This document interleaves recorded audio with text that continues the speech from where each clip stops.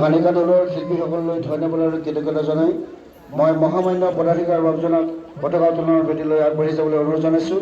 ইয়াৰ লগতে উপ পদাধিকাৰ তথা জিলাখনৰ ৰঙিয়া জিলা শাখাৰ সভাপতি আদৰণি সমিতিৰ সভাপতি সম্পাদকক সহযোগ কৰিবলৈ অনুৰোধ জনাইছোঁ।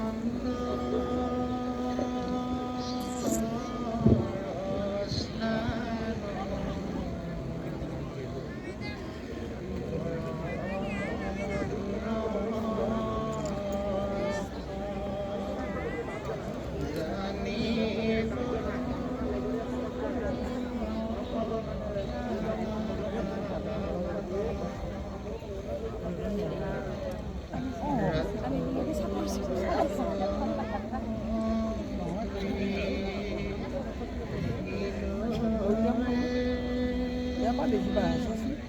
Iya, tolong mati. Pukul. Mana ini?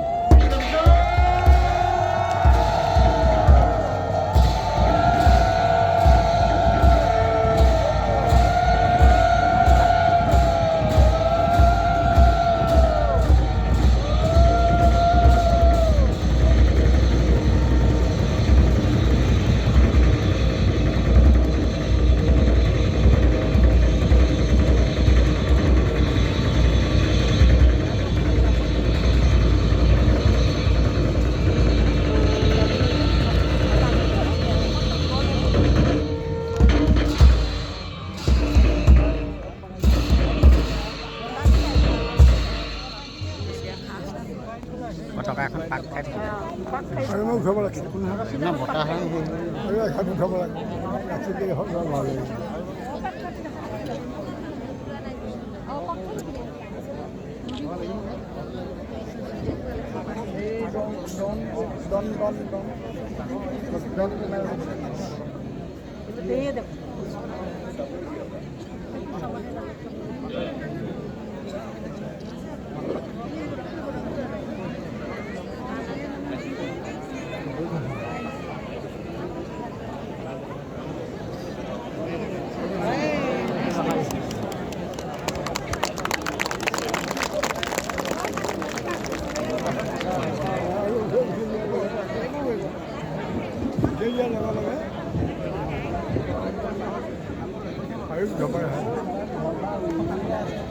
Krishna Shankar গুৰু হৰিৰাম হৰি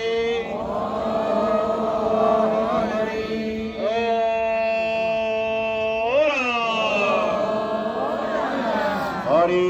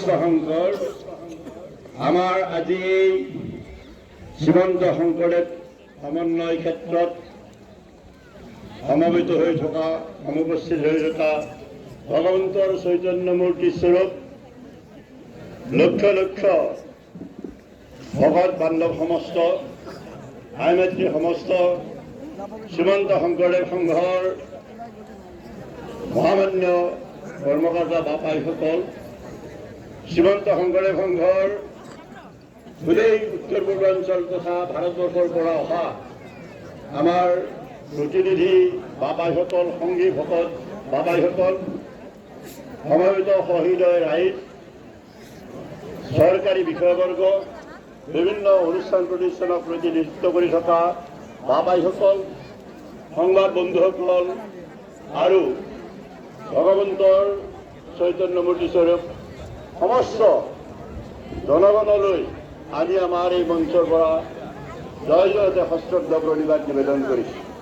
আজি এক কি অপূৰ্ব পৰিৱেশ, গুৰুজনাৰ আদৰ্শত আজিৰ পৰা ৯৩ বছৰ আগতে আমাৰ এই শ্ৰীমন্ত শংকৰদেৱ সংঘৰ নামৰ যি মহান অনুষ্ঠান, যি এটা জাতীয় অনুষ্ঠান, সামাজিক অনুষ্ঠান, সামাজিক সাংস্কৃতিক অনুষ্ঠান, আধ্যাত্মিক অনুষ্ঠান, এই অনুষ্ঠানটি কেইগৰাকীমান পুৰুষা পুৰুষে শুভাৰম্ভ কৰিছিলে, এটা সামান্য বটবৃক্ষৰ পুলি ৰোপণ কৰিছিলে। আজি ফলে ফুলে জাতিষ্কাৰ হৈ, ডালে ফুলে জাতিষ্কাৰ হৈ সমগ্ৰ বিশ্বলৈ তাৰ ডালপাত বিয়পি গৈছে আৰু আমাৰ অসমীয়া জাতীয় জীৱনৰ মহত্ব, গৰিমা, গৰিশীলতা, মানৱতা, সমস্ত কথা আজি যে আমি অসমীয়া এটা অতি উন্নত, চহকী, সংস্কৃতিবান, সুভদ্ৰ জাতি, এই জাতিটোৰ সুদৃঢ় বুনিয়াদ ৰচনা কৰি থৈ গৈছিলে আজিৰ পৰা ৫৫০ বছৰতকৈ অধিক কাল পূৰ্বে পঞ্চদশ শতিকাৰ মাজভাগত যুগৱতাৰী মহাপুৰুষ শ্ৰীমন্ত শংকৰদেৱে যিজন মহাপুৰুষ আছিলে ত্ৰিভুৱন বন্দন দৈৱকী নন্দন জহৰি মাৰল কংস জগজন তাৰণ দৈৱ নাৰায়ণ শংকৰ তাকাৰী অংশ। আমি হিন্দুসকলেই হওক, হিন্দু বুলিয়ে কৈছোঁ, সনাতন ধৰ্মৰ মানুহবিলাকক হিন্দু বুলি জনাজাত হৈ গৈছে বা অন্যান্য ধৰ্মৰ মানুহবিলাকেই হওক, আমি সকলোৱে সকলো ধৰ্মতে আমি দেখিছোঁ যে আমি অৱতাৰবাদত বিশ্বাস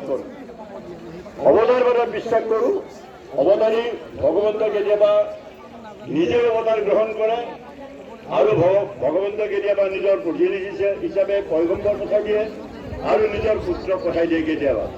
এনেধৰণে ভগৱন্তৰ এই ধৰণে আমি যে সকলো আমাৰ যিমানবিলাক চলিত ধৰ্ম আছে পৃথিৱীত, সকলো ধৰ্মই এক ঈশ্বৰবাদত বিশ্বাস কৰে আৰু সকলোৱে অৱতাৰবাদত বিশ্বাস কৰে।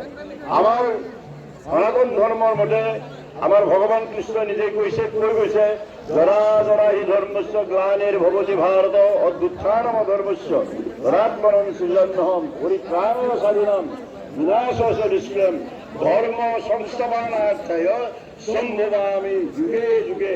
যে ধৰ্ম সংস্থাপন কৰিবৰ কাৰণে, সন্তসকলক পৰিত্ৰাণ কৰিবৰ কাৰণে, কৃষ্ণক গ্ৰহণ কৰিবৰ কাৰণে, সংস্কৃতি স্থাপন কৰিবৰ কাৰণে আজি যুগে যুগে অৱতাৰ ধৰি আছে। আমাৰ ধৰ্মত ভগৱন্ত নিজেই আহে আৰু অংশৱতাৰ হয়। আমাৰ ধৰ্মমতে আমি একশ্বৰবাদত বিশ্বাস কৰোঁ। এখন এৰিব একশৰ কবিতা নাই কেৱ, এইটো কেৱল মহাপুৰুষ গুৰুজনাই দিয়া বাণী নহয়। এই বাণী হ'ল আমাৰ গোটেই বৈদিক সনাতন ধৰ্মৰ বেদ বেদান্ত সমস্ত গীতা ভাগৱতকে আদি কৰি, মহাভাৰত ৰামায়ণকে আদি কৰি আমাৰ ৪ বেদ ১৪ শাস্ত্ৰ অষ্টাদশ পুৰাণ যিবিলাক আছে, উপনিষদ যিমানবিলাক আছে, মূলতঃ বেদবিলাক অবিমিশ্ৰিত ধৰ্মশাস্ত্ৰ নহয় বা ভকত। বেদ অধ্যয়ন কৰিব আপোনাসকলে। ৪ বেদ বুলি আগতে ৩ বেদ আছিলে, তাৰপিছত ১৮ বেদ যুগ হৈ ৪ বেদ হৈছে, চতুৰ্বেদ। এই চতুৰ্বেদৰ সকলোবিলাক কথা কেৱল ধৰ্মৰ কথাই, তাত সামাজিক কথাও আছে, তাত জৰাফুকাৰ কথা আছে, তাত কুমন্ত্ৰবিলাক আছে। ১৮ বেদত নন ৰিলিজিয়াছ এলিমেণ্ট বুলি কথা কয়, আপোনালোকে জানিলে তাজ্জুব খাই যাব। এইবিলাকো বেদত আছে। যেতিয়া সামাজিক কথাবিলাক, সাংস্কৃতিক কথাবিলাক, এই কথাবিলাকো বেদত সোমাই দিয়া হৈছিলে। কিন্তু বেদৰ তত্ত্ববিলাক পৰৱৰ্তী কালত বেদ বিভাগ কৰা হৈছে, সংহিতা ভাগ কৰা হৈছে। সংহিতাবিলাকত তাৰ মন্ত্ৰবিলাক আছে। তাৰপৰা ব্ৰাহ্মণ শাস্ত্ৰ কিছুমান ওলায়, তাৰ বেদৰ মন্ত্ৰবিলাকৰ ব্যাখ্যা কৰিলে ব্ৰাহ্মণ কিছুমান শাস্ত্ৰ উলিয়ালে তাৰপিছত আৰণ্যক বুলি এটা শাস্ত্ৰ উলিয়ালে এই আৰণ্যকবিলাকত বানপ্ৰস্থ জীৱনৰ কিছু কিছু তাত নিৰ্দেশনা থাকিলে আৰু আৰণ্যকত আমাৰ বেদৰ কিছু তাত্ত্বিক কথা তাত আলোচনা কৰা হৈছে কিন্তু পৰিশেষত আমাৰ বেদত বেদান্ত দৰ্শন বুলি যাক কওঁ 13খন উপনিষদ প্ৰতিখন বেদৰে দুখন এখন বা ততোধিক উপনিষদ আছে এই উপনিষদত বেদৰ সমস্ত তত্ত্ব ব্যাখ্যা কৰা হৈছে এই কথাবিলাক আপোনালোকে অধ্যয়ন কৰিলে পাব আমি আমাৰ ওচৰতে ৰঙিয়া মহাবিদ্যালয় স্থাপিত হৈ আছে এই ৰঙিয়া মহাবিদ্যালয়ত আমি যেতিয়া কৰ্মৰত আহিছিলোঁ তেতিয়া আমাক এটা দায়িত্ব দিছিলে পুথিভঁৰালৰ দায়িত্ব দিছিলে আমি নিজেই অনুসন্ধিত হৈছিলোঁ যে বেদ দেখি আমিতো দেখি পোৱা নাই লাৰি পোৱা নাই চুই পোৱা নাই বেদবিলাক কি বস্তু আমি নিজেই ইনিচিয়েটিভ লৈ নিজে উদ্যোগ লৈ আমি বেদবিলাক এতিয়াও তাত জিলিকি আছে আমাৰ এই বেদবিলাকৰ মূল মন্ত্ৰবিলাক আছে তাত ইংৰাজী আৰু হিন্দীত তাত অনুবাদ কৰা আছে 4খন বেদৰ 14টাকে ভলিউম আছে বেদবিলাক কেনেকৈ আপোনাসকলে ইয়াত আমাৰ ৰঙিয়া মহাবিদ্যালয়ত গ'লে এইবিলাক পাব বেদৰ মূল তত্ত্ববিলাক ইমান সুন্দৰকৈ ব্যাখ্যা কৰা আছে তাতে আজি ঋগ বেদৰ যিটো একেশ্বৰ বেদৰ তত্ত্ব সংগতিৰ তত্ত্ব আমি কিছু অধ্যয়ন কৰি আমি সংস্কৃত আমাৰ আছিল পঢ়িছিলোঁ গতিকে কিছু অলপ হ'লেও সংস্কৃতৰ আমাৰ জ্ঞান আছিল এই যে পঢ়ি আমি নিজেই এইবিলাক আমি পিছে তাৰ মন্ত্ৰবিলাক আনি পেলাই এইবিলাক ব্যাখ্যা কৰা আছে আপোনালোকে পাব গতিকে বাপসকল বেদবিলাক সদায় অবিমিশ্ৰিত ধৰ্মশাস্ত্ৰ নহয় এই বেদৰ তাত্ত্বিক কথাখিনি বেদৰ মূল তত্ত্ববিলাক বেদান্ত দৰ্শনবিলাক কওঁ আমি বেদান্ত দৰ্শনৰ উপনিষদসমূহত এইবিলাক লিখিত হৈ আছে আৰু এই উপনিষদৰ সাৰ সমস্ত বেদান্তৰ সাৰ সকলো পুৰাণৰ সাৰ মহাভাগৱত শাস্ত্ৰ মহাভাগৱত শাস্ত্ৰ হ'ল বেদান্তৰ শাস্ত্ৰ শিৰোমণি মহাভাগৱত শাস্ত্ৰ আৰু গীতাকো আমি মান্যতা গীতাক স্মৃতি প্ৰস্থান বুলি কয় আৰু শ্ৰুতি প্ৰস্থান বুলি কয় আমাৰ উপনিষদবিলাকক গতিকে ইয়াৰ মূল তত্ত্ব আনি শাস্ত্ৰ শিৰোমণি আমাৰ বদায়ন বেশে পুণ্যাত্মা বদায়ন বেশে জগতাশ্বৰীয় অবতাৰী পুৰুষ আছিল অংশ অবতাৰ আছে চতুৰ্বিংশতি অবতাৰ ব্যাপাৰে অৱতাৰ হোৱা বুলি আমাৰ মহাপুৰুষ গুৰুজনাই কীৰ্তন ঘৰতে লিখি গৈছে সত্যৱতী গীতৰ কথা গতিকে বাপসকল এই সকলবিলাক অধ্যয়ন কৰিলে আপোনাৰ বেদত যিবিলাক ঈশ্বৰবাদৰ তত্ত্ব আছে আৰু আপোনালোকে এটা কৰি যায় আমি বেদৰ মূল মন্ত্ৰ আৰম্ভণি কৰিছে ওম অগ্নিবীৰে এই ধৰণে অগ্নিক পূজা কৰি পেলাই অগ্নি উপহাস তেওঁলোকে লৈছিলে ঈশ্বৰৰ যিবিলাক বিভূতি অসংখ্য বিভূতি আছে এই বিভূতিবিলাকক এটা দেৱত্ব আৰোপ কৰি দেৱী আৰোপ কৰি পেলাই তেওঁলোকে আলোচনা কৰিছিলে কিন্তু বিভূতিবিলাক ভগৱন্তৰ বিভূতিবিলাক কিন্তু সহজতকৈ আটাইতকৈ সত্য কথা হ'ল এই কংসত বিগ্ৰহা বহুলা বৰন্তি অগ্নিম জমং মাতৃশ্বৰ মাহু এই কংসত এক সত্য আমাৰ সনাতন ধৰ্মৰ মূল তত্ত্ব হ'ল সত্য সত্যই ভগৱান সত্য সদায় আপেক্ষিক সত্য আৰু আমাৰ সনাতন সত্য থাকে সত্য কেতিয়াও বিনাশ নহয় সেইকাৰণে আমি সেইটো বুলি কম আমি সকলোৱে চিঞৰি কম আজি বিজ্ঞানৰ যুগত প্ৰযুক্তি বিদ্যাৰ যুগত যদি কিবা ধৰ্ম আছে এই ধৰ্ম সত্য ধৰ্মই প্ৰৱৰ্তন হ'ব আৰু জগতক সত্য ধৰ্মে আগবাঢ়ি নিব আৰু গোটেইবিলাক আমি সেই ধৰণে মহাপুৰুষ শ্ৰীমন্ত শংকৰদেৱ গুৰুজনাই এক পথে গৈ এটা হ'ব এই কংসত এই মহা তত্ত্বটো আনি পেলাই আমাৰ এই উত্তৰ পূৰ্বাঞ্চলৰ যিবিলাক এটা পৰিৱেশ পৰিস্থিতিত গুৰুজনাই এক আধ্যাত্মিক আদৰ্শেৰে যিবিলাক মানুহক ইতৰ হিচাপে ইতৰ প্ৰাণী হিচাপে গণ্য কৰা হৈছিলে তাক অস্পৃশ্য বুলি গণ্য কৰা হৈছিলে বৰ্ণ বৈষম্যবাদ যিবিলাক আছিলে আচলতে গীতা শাস্ত্ৰত ভগৱন্ত কৃষ্ণ নিজে কৈছিলে চতুৰ্বৰ্ণম ময়া সৃষ্টম গুণ কৰ্ম বিভাগ আছে এই ব্ৰাহ্মণ ক্ষত্ৰিয় বৈশ্য আৰু শূদ্ৰ এই 4টা বৰ্ণ গুণ আৰু কৰ্ম অনুসাৰে তাক বিভাগ কৰা হৈছে কিন্তু পৰৱৰ্তী কালত আমাৰ এই যিবিলাক বংশটো এই বৰ্ণভেদটো এইবিলাক আমি জনা যে এটি ব্ৰাহ্মণ হ'ব লাগিলে ব্ৰহ্মক জানিব লাগিব আৰু আমাৰ উপনিষদৰ যুগত আমাৰ ঋষিমুনি যিমানবিলাক আছে ভাৰতবৰ্ষৰ অতিৰিক্ত ঋষিমুনি যিবিলাক আছে ব্ৰহ্মজ্ঞ ঋষিবিলাক যিবিলাক আছে আধ্যাত্মিক তত্ত্ব পোৱা ঋষিবিলাক যিবিলাক আছে তাৰ সমস্তখিনিয়ে বেছিভাগে আছিলে সত্যৰ পৰা হোৱা ঋষি আপোনালোকে প্ৰবাহনৰ নাম শুনিছে আপোনালোকে যাজ্ঞবল্কৰ নাম শুনিছে আপোনাৰ ৰাজৰ্ষি জনকৰ নাম শুনিছে আপোনালোকে বিশ্বমিত্ৰৰ নাম শুনিছে কেনেকৈ এইবিলাকে যায় আৰু এইবিলাকে বিশ্ববিজ্ঞান আৰু প্ৰবাহন আৰু এটা কথা ব্ৰহ্মতত্ত্ব বুলি ক'লে আত্মতত্ত্ব হ'ল ব্ৰহ্মতত্ত্ব আত্মতত্ত্ব জানিলে আত্মাৰ পৰা অধ্যাত্ম হয় অধ্যাত্ম ভগৱন্ত কৃষ্ণদেৱ ঈশ্বৰৰ দুটা পৰম ব্ৰহ্মৰ দুটা ৰূপ আছে বাপুকৰ এই কথা আপোনাসকলে জানে এটা হ'ল আকাৰ ৰূপ আৰু এটা নিৰাকাৰ ৰূপ নিৰাকাৰ নিৰ্গুণ ৰূপ আৰু সগুণ ৰূপ নিৰ্গুণ মানে তেওঁ গুণসন্ন নহয় গুণ আছে, অসংখ্য গুণ, গুণ সীমা নাই।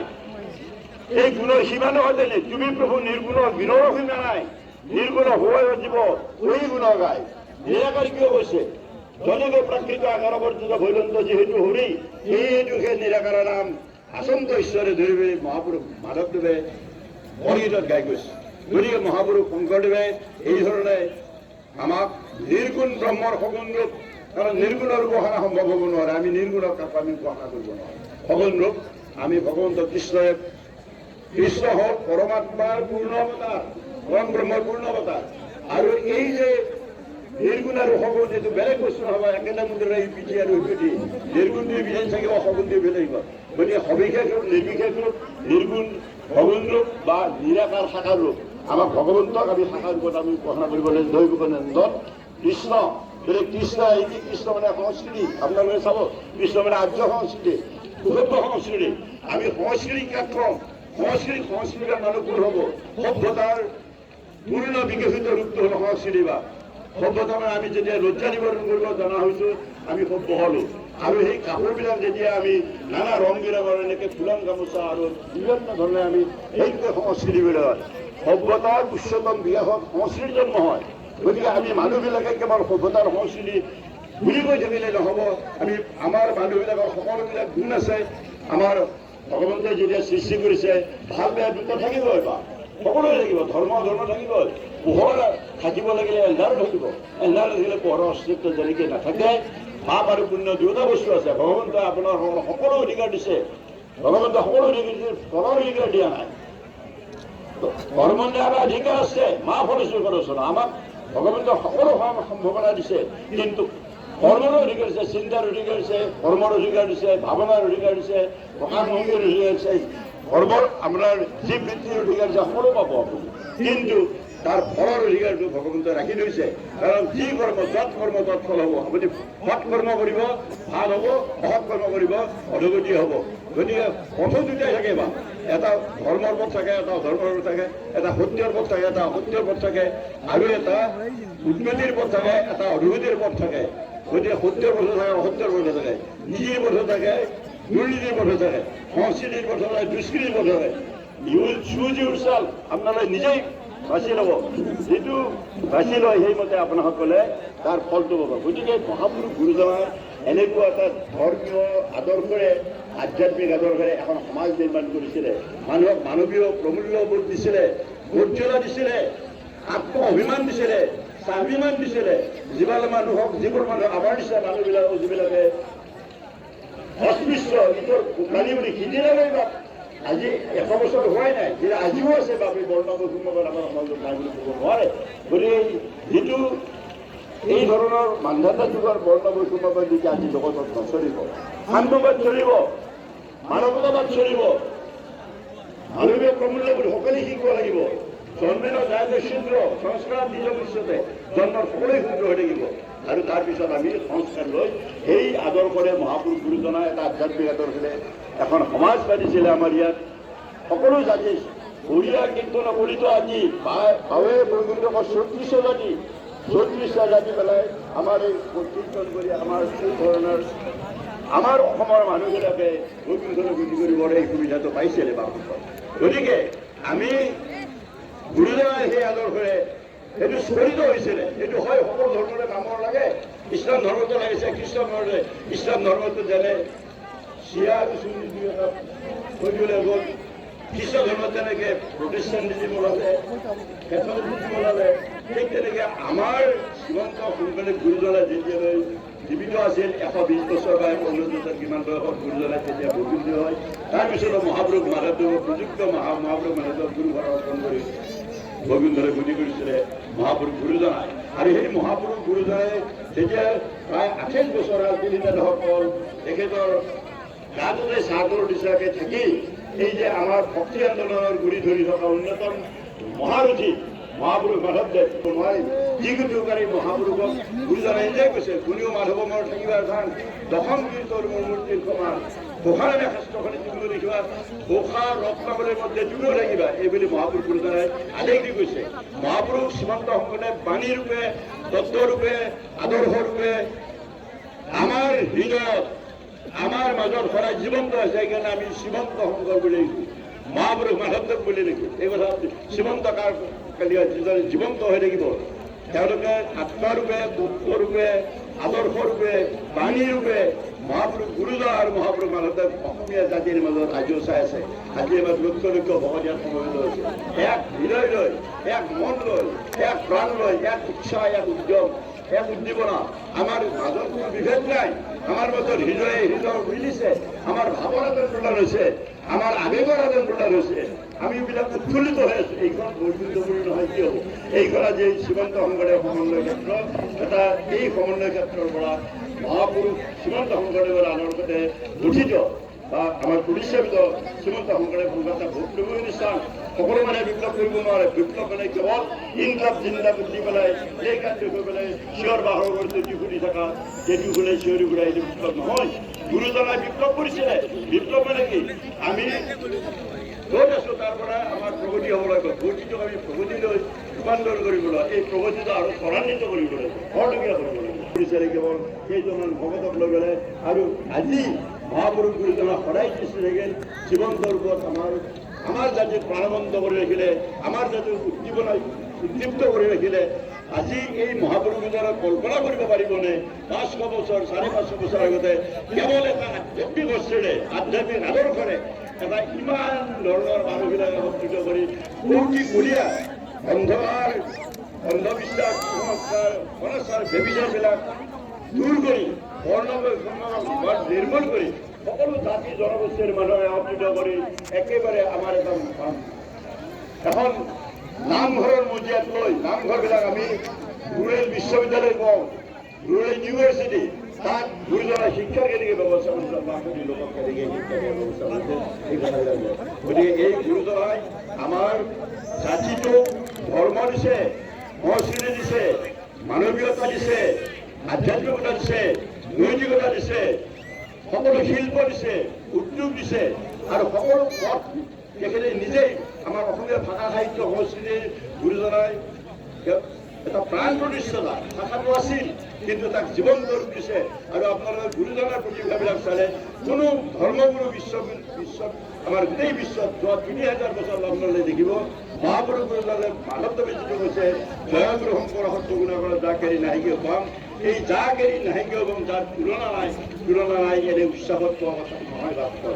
কাৰণ ভগৱন্তৰ এই যে আমি অলপ ত্ৰিভুৱন বন্দৰ বিশ্বৰ ভগৱন্তৰ এটা অংশগতাৰ হৈছে গুৰুজনাই এটা সংকল্প লৈ, আমাৰ ইয়াত এটা উদ্দেশ্য লৈ, আমাৰ ইয়াত দুষ্কৃতি নাশ কৰিবলৈ, সংস্কৃতি স্থাপন কৰিবলৈ, আমাৰ গোটেই আমাৰ সন্তসকলক ৰক্ষা কৰিবলৈ, দুষ্কৃতি বা দুৰন্তসকলক নাশ কৰিবলৈ যেতিয়া গুৰুজনা আহিছিলে, ধৰ্মৰ যুগেৰে এটা দুৰ্নীতি আদৰ্শৰ যুগেৰে এই জাতিটো নিৰ্মাণ কৰি আমাৰ সুদৃঢ় ৰচনা কৰি গৈছে। মহাপুৰুষ শ্ৰীমন্ত শংকৰদেৱে আমাৰ পৰিচয়, তাকেই লৈ আমি গৌৰৱেৰে আজি বিশ্বঘেৰে গোটেই জগতত আমি ঘোষণা কৰিব পাৰোঁ, থিয় হৈ মূৰ্তিৰে থিয় হ'ব পাৰোঁ। গতিকে গুৰুজনাক আপোনাসকলে কেতিয়াও অসমীয়া জাতিয়ে পাহৰিব নোৱাৰিব। আৰু যদি পাহৰোঁ তেতিয়া পাহৰি যাওঁ, মাধৱদেৱক যদি পাহৰি যাওঁ, তেনেহ'লে আমাৰ অপমৃত্যু হ'ব।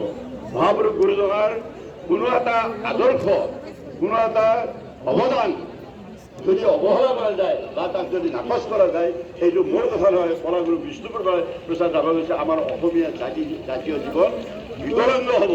এইটো বিষ্ণুপ্ৰসাদ ৰাভা, কলাগুৰু বিষ্ণুপ্ৰসাদ ৰাভাই ঘোষণা কৰিছে। বাপুকক আমি সকলোৱে আপোনাসকলে জানে, গোটেই জানে, কিন্তু আমি জানিলেই নহ'ব, আমি চব জানো। একেবাৰে বিশ্ববিদ্যালয়ত দি শেষ কৰি দিলোঁ শংকৰগুৰুৰ আদৰ্শ, শংকৰগুৰুৰ দৰ্শন দেখি একেবাৰে ডিলিট ডিগ্ৰী পাই পেলাই ডক্টৰেট পাই গোটেইকেইটা হৈ গ'ল। কিন্তু তাৰপিছতো আমি জানো, কিন্তু আমিতো মানিব নোৱাৰোঁ। নামানিলে কি হ'ব বা, মানিলেহে ভাল, নামানিলে কথা হৈ যায়। গতিকে সেইবিলাক কথাৰ কোনো মূল্য নাই বা জানিলেই নহ'ব, মানিব লাগিব। পণ্ডিতসকলক মই আহ্বান জনাইছোঁ। আৰু পণ্ডিতে শাস্ত্ৰ মাত্ৰ পঢ়ে, সাৰ ভকতে দিয়ে, অন্তৰৰ জল সূত্ৰ কমল মধু কৰে দিয়ে। গুৰুজনাক সম্পূৰ্ণভাৱে উদ্ধাৰ কৰিবলৈ তাত্বিক দিশা দিব লাগিলে গুৰুজনাৰ প্ৰতি শ্ৰদ্ধাশীল হ'ব লাগিব, গুৰুজনাৰ আদৰ্শ গ্ৰহণ কৰিব লাগিব।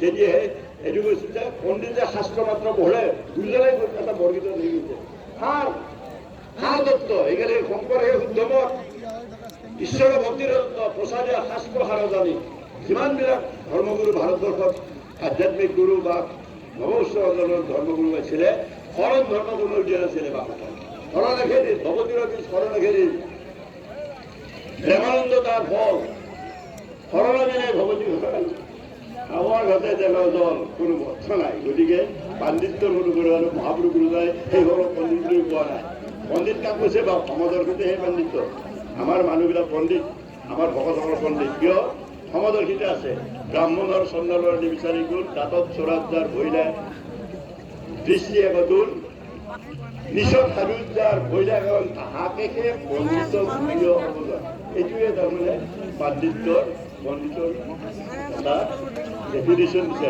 গতিকে ভাষণ আমি সকলোৱে সামৰি লৈছোঁ শ্ৰীমন্ত শংকৰদেৱ সংঘৰ ২৮টা জনগোষ্ঠী আজি একত্ৰিত কৰিছোঁ লক্ষ লক্ষ ভগৱত কীৰ্তন অঞ্চলৰ পৰা নহয় ভাৰতৰ বিভিন্ন স্থানৰ পৰাই তেওঁলোকে জীৱন ধন্য কৰিছে সকলোকে আমি শান্তিপূৰ্ণ সেৱা নিবেদন কৰিছোঁ কষ্ট কৰি ৰাখক অভিজ্ঞতাৰ ভিতৰত কষ্ট থাকিব আমাৰ কেৱল আনন্দ আনন্দ আনন্দ প্ৰেম আনন্দ ভকতিৰ আনন্দ ঈশ্বৰ প্ৰাপ্তিৰ আনন্দ ভগৱতৰ সংগৰ আনন্দ সেই আনন্দত আপোনালোকে অৱসান কৰক আৰু আপোনালোকৰ জীৱন ধন্য কৰক এইখিনি কথাৰে আজি আমাৰ এই বক্তব্য সামৰণি মাৰিব গৈছোঁ আমাৰ হৈ যোৱা ইমান কম সময়ৰ ভিতৰত ইমান কোৱা কথাটো অসুবিধাও হয় আমিতো আৰু হাতি মেলি গুৰুজত ঘৰুৱা এই কথা আমাৰ নাই তথাপিতো দুআষাৰ কথা মাত্ৰ আপোনালোকক অৱগত কৰিলোঁ গুৰুজনাক আপোনালোকে শ্ৰদ্ধা কৰিব আপুনি যাতে পাহৰি নাযাব আৰু সমস্ত জাতিয়ে আমাৰ শ্ৰীমন্ত শংকৰদেৱ সংঘৰ যিবিলাক আমি কল্যাণমূলক জাতীয় সংহতিৰ কাৰণে যিবিলাক কাম কৰি আছোঁ সকলোৱে আমাক সহযোগিতা আগবঢ়াব এইখিনিতে মোৰ হ'ব পৰা ভোটজনীৰ কাৰণে সমৰ্থন আমি বক্তব্য সামৰণি কৰিছোঁ অপৰাধ বিনাশন এতিয়া আমি চাৰিজন দিম আপোনালোকে আমাৰ লগত সহযোগিতা কৰিব জয় জগতগুৰু শ্ৰীমন্ত শংকৰদেৱৰ হৰিনাম ধৰ্মৰ শ্ৰীমন্ত শংকৰদেৱ সংঘ শ্ৰীমন্ত শংকৰদেৱ সংঘ অপৰাধ